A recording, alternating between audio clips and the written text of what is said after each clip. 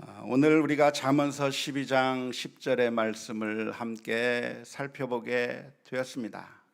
잠언서 12장 10절 말씀, 의인은 자기의 가축의 생명을 돌보나 악인의 긍휼은 잔인이니라 라고 하는 말씀입니다. 의인이 어떤 사람인가? 의인은 자기 가축의 생명을 돌보는 사람이다 라고 오늘 잠언서에서 말씀해 주고 있는데요. 가축이라고 하는 것이 무엇입니까? 사람에게 있어서 짐승이라고 하는 것이 어떤 존재인 것인가요? 가축이라고 하는 것은 근본적으로 우리들의 이익을 위해서 존재하는 것이라고 할 수가 있겠습니다. 우리가 집에서 닭을 기르기도 하고 양을 기르기도 하고 소나 돼지나 염소 같은 것을 기른다고 한다면 왜 기릅니까? 가축 길러보셨습니까? 가축을 집에서 기른다고 한다면 왜 기르죠? 잡아먹기 위해서 기르는 거죠.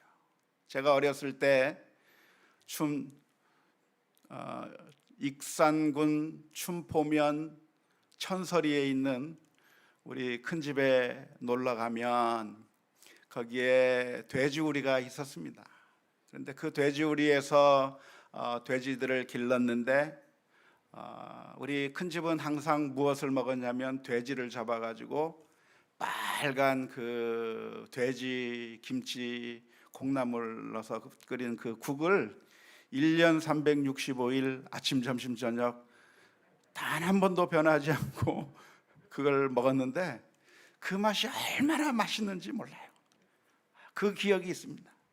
그리고 우리 교회에서 그게 나오면 제가 제일 좋아해요. 그런데 돼지를 길러서 그 돼지를 잡아 고기를 먹기 위해서 기르는 거죠. 우리 사람들이 짐승을 기르는 이유가 있다고 한다면 요즘에는 좀 다르겠습니다만은 대부분의 목적은 그렇게 우리들의 이익을 위해서 기르는 것일 겁니다. 잡아먹기 위해서, 팔아서 이득을 얻기 위해서 기르는 것이지 사랑하기 때문에 닭을 사랑하고 돼지를 사랑해서 그래서 기르는 것이라기보다는 무엇인가 이익을 취하기 위해서 가축을 기르는 것이라고 할 수가 있겠습니다. 그렇기 때문에 짐승이라고 하는 것은 사람의 사랑과 애정의 대상이 되지는 못하는 것이죠. 물론 사랑과 애정의 대상이 될 수도 있겠지만 우리가 우리들의 자녀들을 사랑하는 그 사랑과 애정의 강도와는 엄청난 차이가 있을 수밖에 없는 것이죠. 우리 자녀들을 사랑한다고 하면 그 사랑은 무조건적이고 그냥 한없이 쏟아붓는 사랑일 겁니다. 심지어 우리 자녀들이 잘못된 길로 가더라도, 심지어 우리 자녀들이 아무것도 하지 못한다고 할지라도, 부모의 기대를 벗어난다고 할지라도 그런 자녀에 대한 사랑을 우리는 멈출 수가 없을 겁니다. 하지만 짐승의 경우는 그렇지 않아요. 가축의 경우는 그렇지 않습니다. 가축의 가장 큰 목적이 있다고 한다면 그것을 잡아먹기 위한 것이고 팔거나 어떤 다른 방식들을 통해서 우리가 이득을 얻기 위한 목적으로 짐승을 기르는 것이기 때문에 그렇습니다. 그런데 놀랍게도 오늘 잠언서 12장 10절 말씀에서는 무슨 이야기를 하고 있냐면 의인은 그런 가축의 생명도 어떻게 한다고요? 돌본다. 의인은 가축의 생명이라고 해서 그냥 하찮게 여기고 함부로 대하고 그런 가축의 생명이라고 해서 그냥 무자비하게 대하는 것이 아니라 의인은 어떤 사람이라? 심지어 그런 가축의 생명도 정말 귀하게 보고 소중히 여기고 그 가축의 생명을 살리기 위해서 돌보는 그런 자가 바로 의인이라고 오늘 성경 말씀 가운데서 가르쳐 주고 있습니다. 여기서 돌본다라고 하는 이 말은, 우리나라 말로 돌본다라고 번역이 되어 있는 이 말은 히브리어로는 야다라고 하는 그런 원어입니다. 그래서 야다라고 하는 히브리어 원어가 있는데요, 이 히브리어 야다라고 하는 말은 어떤 뜻을 가지고 있냐면 안다라고 하는 의미입니다. 안다, 내가 안다 할 때 야다라고 하는 히브리어 단어를 사용해서 그래서 가르쳐주고 있는 것이죠. 그런데 이 히브리어 이 야다라고 하는 말은 단순히 우리가 지적으로 알고 있는 것만을 의미하는 것이 아니라, 1차적인 의미는 안다는 의미이지만 그 의미가 넓게 확장되어서 성경에서 많이 사용하고 있는데, 이 야다라고 하는 히브리어 단어가 사랑한다, 돌본다, 아낀다, 애정을 갖는다 등등 이런 여러 가지 의미로 확대되어서 사용되는 모습을 볼 수가 있습니다. 남자를 알지 못했다라고 하는 말은 무슨 말이죠?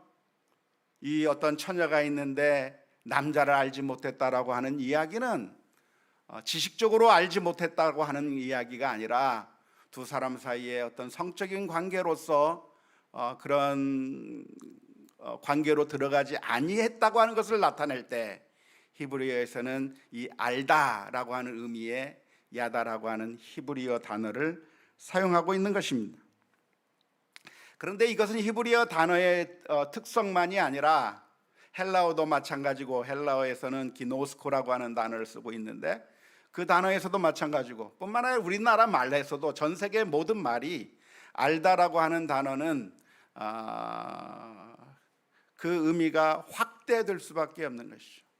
주님께서 나더러 주여 주여 하는 자들에게 내가 밝히 말하노니 내가 너희를 도무지 알지 못한다라고 했을 때, 주님께서 알지 못한다고 하는 얘기는 지식적으로 모른다고 하는 이야기가 아니라 너와 나 사이에는 아무런 상관관계가 없다라고 하는 그것을 나타내기 위해서 내가 너희를 알지 못한다라고 하는 그런 표현을 쓰게 되는 것입니다. 그래서 의인은 자기 가축의 생명을 알아본다, 알아준다라고 하는 말로 되어 있는 것인데요, 의인이 자기 가축의 생명을 알아준다고 하는 말의 의미가 어떤 의미냐면, 우리나라 말은 돌본다라고 하는 말로 번역했지만, 그러나 오늘 본문의 말씀을 본다면 어떤 의미로 이해할 수 있냐면 긍휼을 베푼다고 하는 의미로 이해할 수 있습니다. 왜냐하면 바로 이 구절, 바로 다음 구절에 무슨 이야기를 하고 있냐면, 악인의 긍휼은 잔인하다라고 하는 말이 나오고 있기 때문에 지금 의인의 긍휼과 악인의 긍휼을 대비시키고 있는 것이라고 볼 수가 있는 것이고요. 따라서 지금 이 말씀에서는 무슨 이야기를 하고 있냐면, 의인은 어떤 사람인가? 자기 가축의 생명에 대해서도 돌보는 사람, 자기 가축의 생명에 대해서도 긍휼을 베푸는 사람, 가축에게까지 사랑을 베풀고 인자하고 자비로운 그런 사람이 의인이라고 오늘 성경은 가르쳐주고 있습니다. 따라서 우리 크리스천들이라고 한다면, 주님의 말씀에 순종하는 사람이라고 한다면, 우리가 짐승을 대할 때에도 긍휼의 마음을 가지고 대해야 된다고 하는 것을 가르치는 말씀이시겠죠? 오늘 이 말씀이 그렇죠? 이 말씀은 우리가 짐승을 대할 때에도 긍휼의 마음을 가지고 대해야 한다라고 하는 것을 가르치는 것인데요, 1차적으로 그런 의미입니다. 오늘날에 보면 종종 사회에 문제가 되는 일들이 있는데, 어떤 사람이 지나가는 길고양이나 혹은 강아지들을 학대하는 일들이 있고, 그렇게 학대하는 것에 대해서 고발하는 그런 방송들이 종종 나와서 많은 사람들의 공분을 사게 되는 그런 경우가 종종 있습니다. 그렇게 짐승들에게 학대를 하고 나쁘게 하는 그 행위가 오늘날에는 많은 사람들이 분노하는 행위가 되어버린 것이죠. 이렇게 된 상황을 우리가 보게 될 때 아마 이 자리에 앉아 계신 대부분의 사람들은 좀처럼 이해가 잘 안 될 거라고 생각이 됩니다.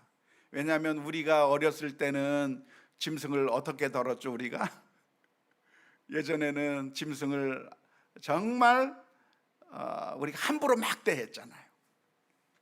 어렸을 때 제 기억에 보면 닭을 잡을 때 닭의 목을 치기도 하고, 개를 잡을 때 개를 치기도 하고, 돼지를 잡을 때 돼지를 아주 잔인하게 죽이기도 하고 하는 그런 일들이 너무나도 익숙해진 상태에서 그렇게 자란 기억이 있는 우리들로서는 오늘날 이렇게 짐승들을 애완견이라고 안 하죠. 반려견이나 반려묘들을 그렇게 지극정성으로 아끼고 돌보고 사랑하고 하는 오늘날의 문화를 좀처럼 이해하기가 어려울 것이라고 생각이 됩니다. 왜냐하면 우리가 그런 시대를 살지 않았기 때문에 그렇습니다.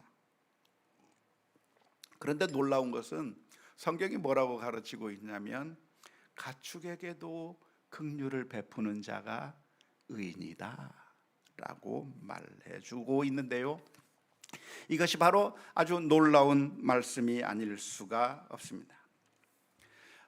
물론 이 말씀은 우리가 오늘날 반려견이나 반려묘에 대해서 과도하게 하는 그런 방식조차도 정당하다고 말해주는 그런 의미의 말씀은 아닐 거라고 생각이 듭니다. 항상 모든 좋은 것들이 과하게 되고 그리고 심하게 되면 우상이 될 가능성이 많이 있잖아요.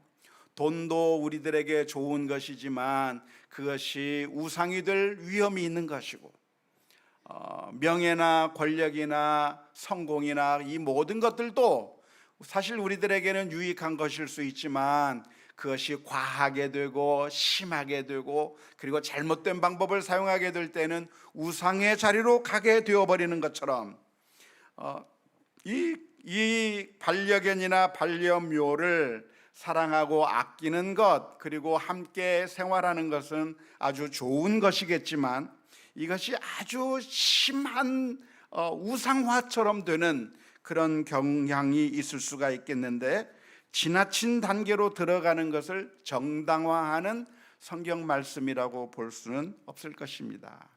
따라서 우리가 균형을 좀 잘 잡아야 되겠죠.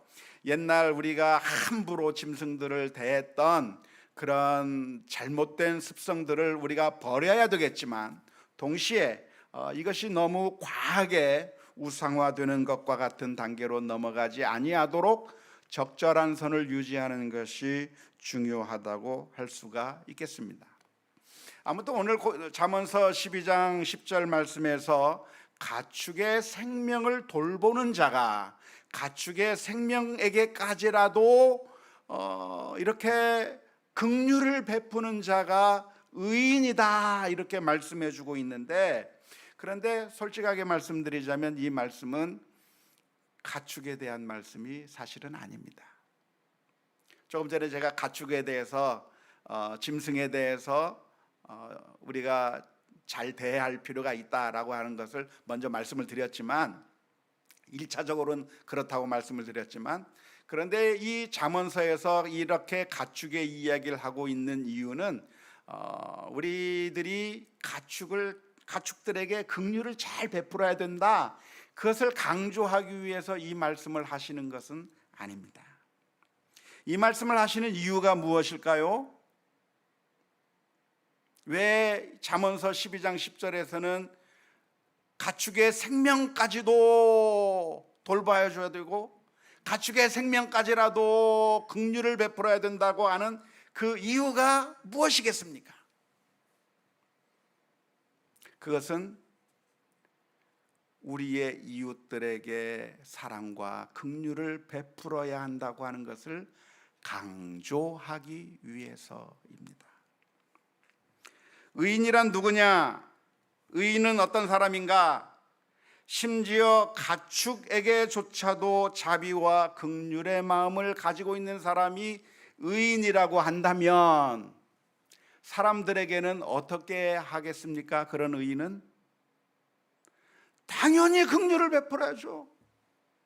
짐승에게까지 사랑과 긍휼을 베풀 수 있는 사람이라고 한다면 누구에게 사랑과 긍휼을 베푸는 것이 당연해요? 이웃들에게 사랑과 긍휼을 베푸는 것이 당연하다 하는 것이죠. 그 말을 하기 위해서 이 가축의 이야기를 하고 있는 겁니다. 의인은 어떤 사람인가? 심지어 긍휼의 대상이 될 수 없는, 제가 서두에 말씀드렸던 것처럼 가축이라고 하는 것은 이 당시에 이익의 재료였고 먹기 위한 대상이었고 우리의 이익을 남기기 위해서 우리가 기르는 것이지 사랑과 애정의 대상이 아니었던 그런 가축이지만, 그런데 의인이라고 한다면 그렇게 하찮은 존재까지라도 긍휼을 베풀어야 하고, 의인이라고 한다면 그렇게 사람에 비하면 가치가 한참 떨어지는 그런 짐승의 생명까지라도 아끼고 돌보는 것이 그게 당연한 의인이 행해야 될 일이라고 한다면, 그러면 더욱더 사람에게는 어떻게 해야 됩니까? 사람에게는 더 잘해야죠. 더 잘해야 되는 거예요. 이웃들에게 더 잘해야 되죠. 짐승들에게 긍휼을 베풀 수 있다고 한다면 내 옆에 있는 사람들에게, 이웃들에게 사랑과 긍휼을 베푸는 사람이 바로 의인이라고 하는 것을 강조하기 위하여 짐승의 이야기를 하고 있는 것입니다. 우리가 살아가는 가운데 우리는 여러 사람들과 함께 더불어서 살아가고 있습니다. 우리는 우리 가족 단위 안에 이미 가족 구성원들이 있고요, 가족 구성원들 뿐만 아니라 우리 이웃집에 이웃 동료들이 있을 것이고요, 직장에 가면 직장의 동료들이 있을 것이고, 교회에 오면 교회에 같은 믿음의 식구들이 있을 것이고, 그리고 한 나라의 일원으로서 우리 대한민국 국민으로서, 아니 대한민국 국민뿐만 아니라 전 세계 인류가 모두가 다 우리가 함께 어울려서 살아가야 될 대상인데, 그런 사람들에게 우리는, 의인은 어떻게 해야 되는가? 의인은 어떻게 해야 됩니까? 사랑과 긍휼을 베풀어야 하는 것입니다. 짐승의 생명조차도 돌봐야 하고 짐승의 생명조차도 우리가 긍휼을 베풀어야 한다고 한다면 그 짐승보다도 수천만 배나 고귀한 하나님의 형상으로 창조함을 입은 사람들에게는 더욱더 사랑해야 되고 더욱더 긍휼을 베풀어야 된다고 하는 것을 강조하기 위해서 오늘 잠언서에서는 짐승의 이야기를 꺼내고 있는 것입니다. 안타깝게도 오늘날에는 자신의 반려견과 반려묘에 대해서는 지극정성으로 돌보고 사랑을 하면서도 자기 주변에 있는 이웃들에게는 안하무인의 태도로 구는 사람들이 많이 있습니다.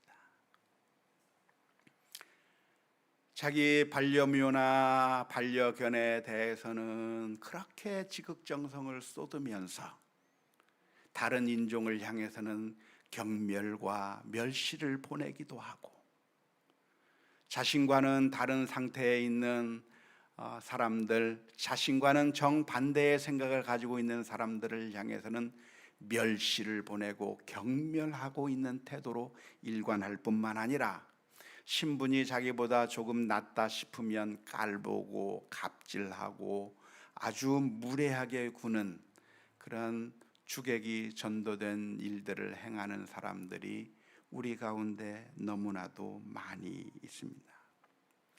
사람이 반려견이나 반려묘에 대해서 사랑을 베풀고 아끼는 것은 오늘 잠언서 12장 10절에서 기록하고 있는 것처럼 그 사람이 의인이기 때문에, 그 사람이 착한 사람이기 때문에 그렇게 짐승들에게 잘하는 것이 아니에요.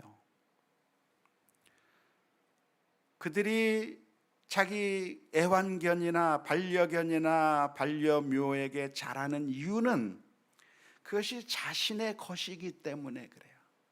자신의 것이고 자기 가족처럼 생각되는 것이고 하기 때문에 그 강아지나 고양이에 대해서는 지극정성을 보이고 정말 사랑을 보이지만, 그러나 우리 가족이 아니라고 생각되는 우리 옆집 사람에게는, 쿵쾅거리는 우리 윗집 사람들에게는, 그리고 나의 신경을 거슬리고 있는 우리 주변의 사람들을 향해서는 미워하고 시기하고 질투하며, 그리고 욕하고 싸우려 들려고 하는 그런 악한 품성을 가지고 있는 사람들이 너무나도 많이 있는 겁니다.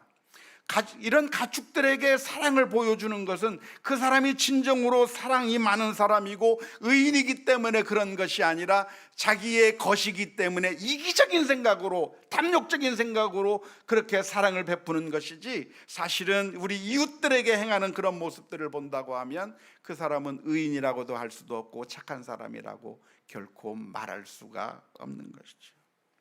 강아지를 품에 안고 그리고 지나가는 거지를 향해서 모욕을 하고 있는 그 사람이 과연 의로운 사람이라고 할 수 있을까요? 자신의 고양이를 정말 아끼면서 그리고 다른 자기보다 공부 못하는 사람들을 무시하고 멸시하는 그 사람이 과연 착한 사람이라고 말할 수 있을까요?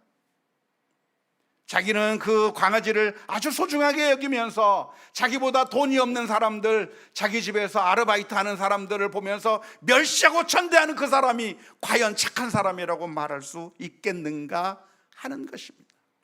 오늘 잠언서 12장 10절에서 말하고 있는 이야기는, 그러니까 가축들에게 잘해야 그 사람이 의인이라고 하는 이야기가 아니라 가축들에게도 사랑을 베풀고 긍휼을 베풀 수 있는 사람이라고 한다면 사람들에게는 더욱더 사랑을 더 많이 보여줄 수 있어야 되는 것이 아니겠는가라고 하는 것을 강조하는 말씀인 것이죠. 의인은 누굽니까? 긍휼을 베푸는 사람입니다. 사람에게 긍휼을 베풀어야 하는 것이죠. 우리 이웃들에게, 나와 함께하고 일하고 있는 사람들에게, 같은 직장의 동료들에게, 그리고 심지어 나를 미워하는 원수들에게조차 사랑과 은혜를 베풀고 긍휼을 베푸는 것이 그게 의인인 것이지, 사람들에게 긍휼과 사랑을 베풀지 않는다고 한다면 그 사람은 의인이라고 말할 수 없을 것입니다. 마태복음 5장 46절에서부터 48절의 말씀에 이런 말씀이 기록되어 있습니다. 마태복음 5장 46절에서부터 48절까지의 말씀입니다. 너희가 너희를 사랑하는 자를 사랑하면 무슨 상이 있으리요? 세리도 이같이 아니하느냐? 또 너희가 너희 형제에게만 무난하면 남보다 더하는 것이 무엇이냐? 이방인들도 이같이 아니하느냐? 그러므로 하늘에 계신 너희 아버지의 온전하심과 같이 너희도 온전하라고 말씀해 주셨습니다. 우리가 우리들에게 잘해주는 사람에게 우리가 잘해주면 스스로 생각하기를 나는 그런 대로 괜찮은 사람이라고 생각합니다. 사람들이 나에게 잘해줘요. 그렇게 잘해주는 사람에게 내가 잘해주면 나는 참 마음이 착한 사람이야. 내가 이렇게 사랑을 베풀고 내가 이렇게 잘해주는 모습을 보니까 나는 그런 대로 괜찮은 사람이네 라고 생각을 하는 것이죠. 하지만 예수님께서는 그런 생각을 가지고 있는 우리들을 향해서 말씀하시는 겁니다. 그런 일은 누구도 할 수 있다? 세리도 할 수 있는 것이다 라고 하는 거예요. 오늘날의 말로 말하자면 누가 할 수 있는 일이에요? 나를 사랑하는 사람을 사랑하는 것은 누구도 할 수 있어요? 조폭도 할 수 있어요. 김정은이도 할 수 있어요. 푸틴도 할 수 있어요. 히틀러도 할 수 있는 그런 일이에요. 나를 사랑하는 자를 사랑하는 것, 그건 사랑이 아니에요. 그건 의로운 것이 아니에요. 예수님께서 하시는 말씀이 무엇이냐면, 나를 사랑하고 나에게 좋게 해주는 사람에게만이 아니라 나를 미워하고 나를 핍박하고 나를 괴롭히고 나를 힘들게 하는 그런 사람들에게조차도 긍휼한 마음을 가지는 자가 의로운 자라고 말씀해 주시는 것입니다. 믿습니까?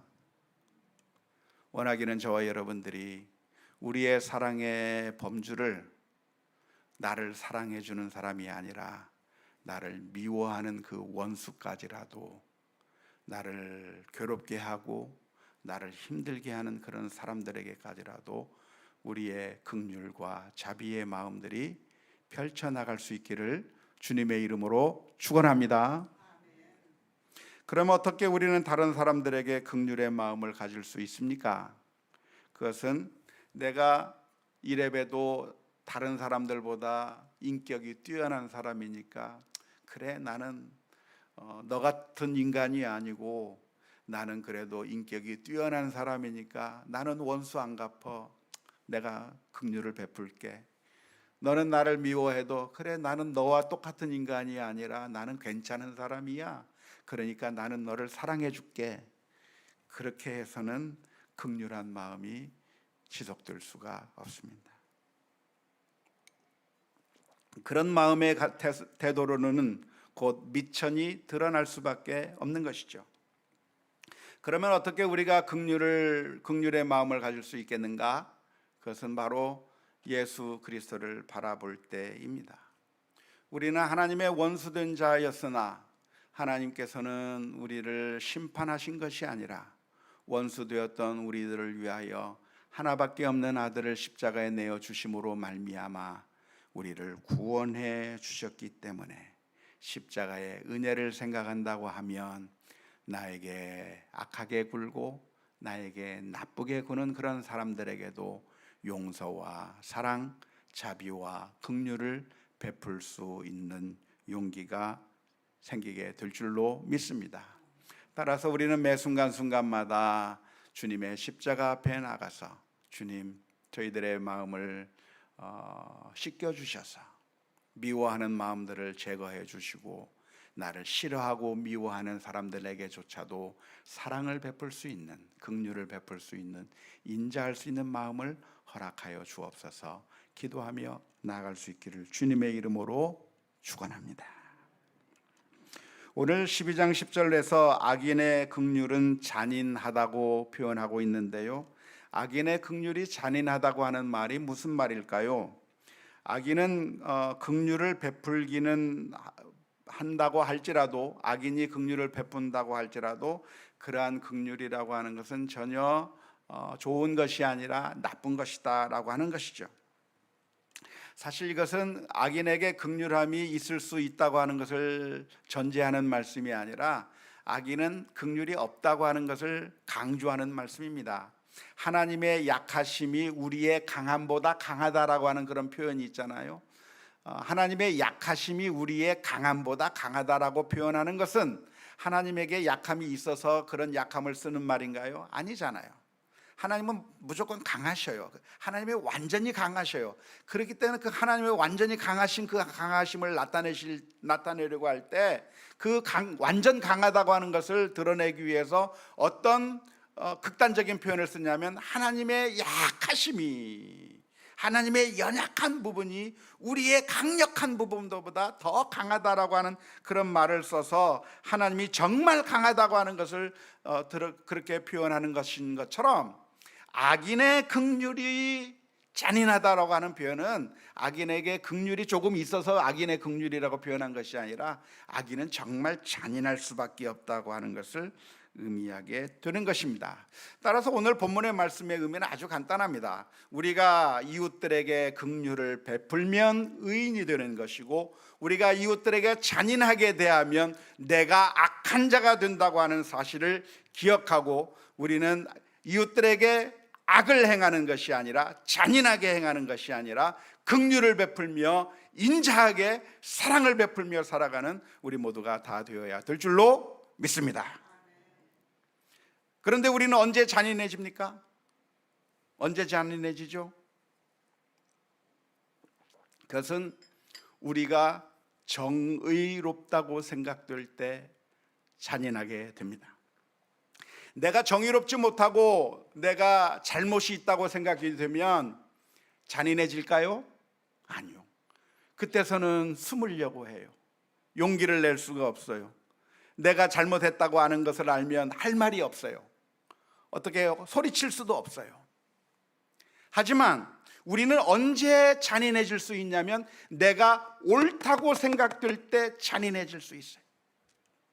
따라서 우리 크리스천들은 잔인해질 가능성이 있는 사람들입니까? 없는 사람들입니까?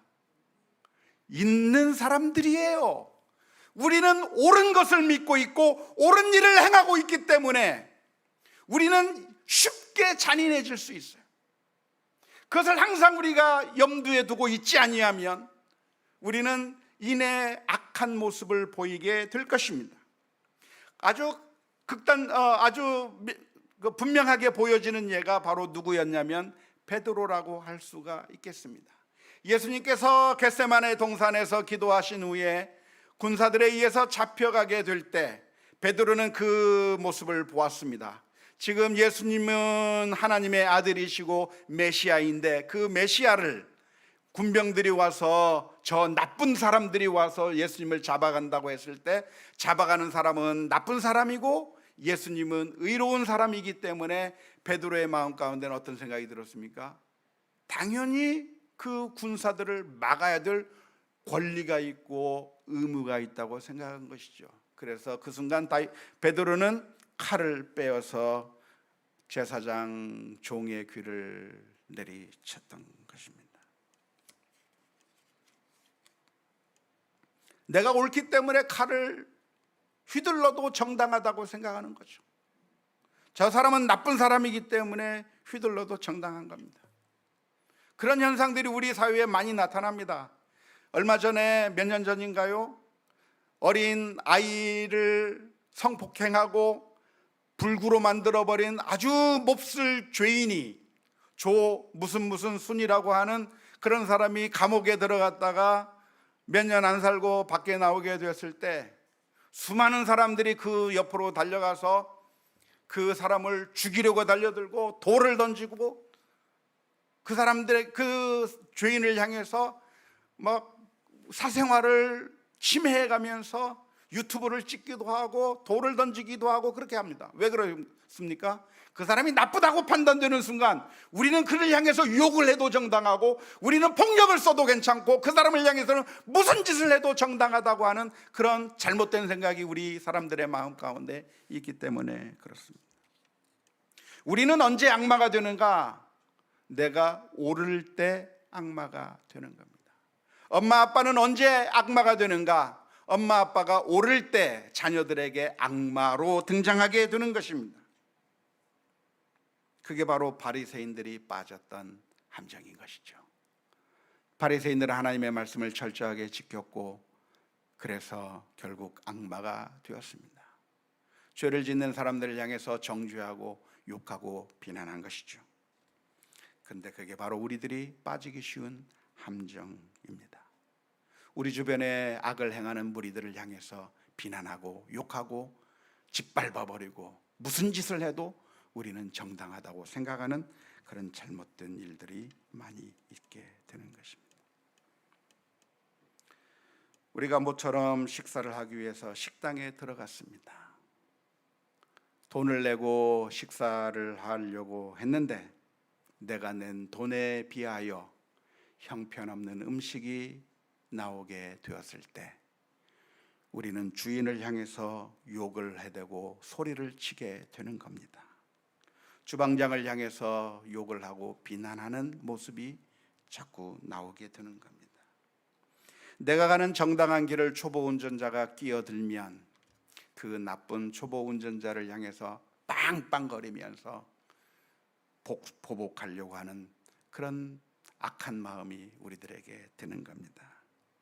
정터리 운전을 하는 그 사람 때문에 내가 사고를 당할 뻔한 그런 위험을 당하게 될 때 그 나쁜 사람을 향해서는 뒤쫓아가서 빵빵거리고 위협을 해도 그래도 정당하다고 생각하는 그런 잘못된 생각이 우리들에게 있는 것이죠.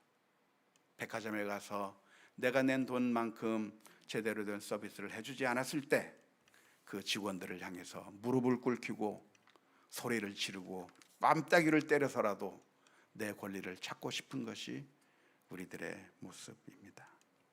그런데 성경은 그게 바로 악인이라고 이야기를 합니다. 악인은 잔인한 자입니다. 왜 잔인해지는가? 내가 정당하고 내가 옳기 때문에 잔인해지는 겁니다. 반대로 우리는 언제 긍휼해지는가? 내가 하나님 앞에 옳지 않다는 것을 발견할 때입니다. 우리는 영원히 심판을 받아야 될 죄인이었으나 내가 진 그 죄의 대가를 주님께서 대신 지시고 십자가를 지신 그 놀라운 은혜를 받은 정말 말도 안 되는 그런 엄청난 은혜를 받은 죄인이라고 하는 사실을 발견하게 될 때 그때서야 우리는 비로소 긍휼의 모습을 보일 수가 있는 것입니다. 만일 우리들의 삶 가운데서 잔인함이 나오고 있다고 한다면 내가 정말 예수님의 은혜를 알고 있는지 되돌아 보아야 하는 것입니다. 나보다 연약한 사람, 나보다 힘이 없는 사람, 나에게 잘못했던 사람들을 향해서 내가 화를 내고 욕하고 갑질을 하고 잔인하게 굴고 있는 그런 악한 일을 우리가 하고 있다고 한다면 그것은 하나님 앞에서 회개해야 될 죄악입니다. 물론 오해하지 마십시오. 그러니까 구조적이고 정치적이고 강력한 불의의 체계에 대해서 무기력하게 순응해야만 한다고 말씀드리는 것은 아닙니다. 우리는 이러한 구조적이거나 불의한 체계가 있다고 한다면 그것을 고치기 위해서 노력해야 할 것이고 항거하는 것이 당연하다고 할 것입니다.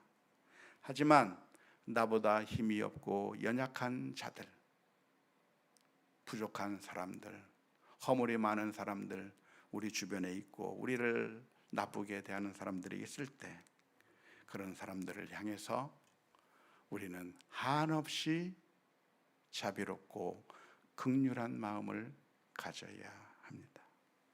그러나 우리는 언제나 반대로 해요. 반대로. 구조적이고 강력한 불의의 체계 앞에서는 한마디도 하지 못하면서 내 곰탕에 고기 몇 점밖에 들어있지 않은 그 식당 주인을 향해서는 소리 지르며 욕을 해대는 게 우리들의 모습인 것이죠. 김수영이라고 하는 시인이 어느 날 고궁을 나오면서라고 하는 시를 통해서 고백했던 것처럼 나는 정말 나쁜 사람들을 향해서는 한마디 하지 못하면서 나는 야경꾼들에게 화를 내고 식당 아주머니에게 화를 내고 일원 때문에 화를 내고 있는 그런 너무나도 나는 작고 사소한 일에만 분노하는 그런 악한 모습이 우리들에게 있다고 한다면 오늘 저와 여러분들이 하나님 앞에 회개하며 나아가야 될 줄로 믿습니다. 강아지에게조차 긍휼을 베푸는 것이 의인이라고 한다면 다른 사람들 강아지보다 훨씬 더 소중할 뿐만 아니라 하나님의 형상으로 지음을 받은 그런 우리 이웃들에 대해서 사랑과 긍휼의 모습을 보일 수 있는 의인의 모습들이 나타날 수 있기를 주님의 이름으로 축원합니다. 그렇게 되지 않는다고 한다면 또 십자가 앞에 나아가고 또 십자가 앞에 나아가 우리들의 모습이 하나님의 완전하심에까지 닮아갈 수 있는 그런 훈련들이 되어질 수 있기를 예수 그리스도의 이름으로 축원합니다. 우리 함께 같이 찬양하겠습니다.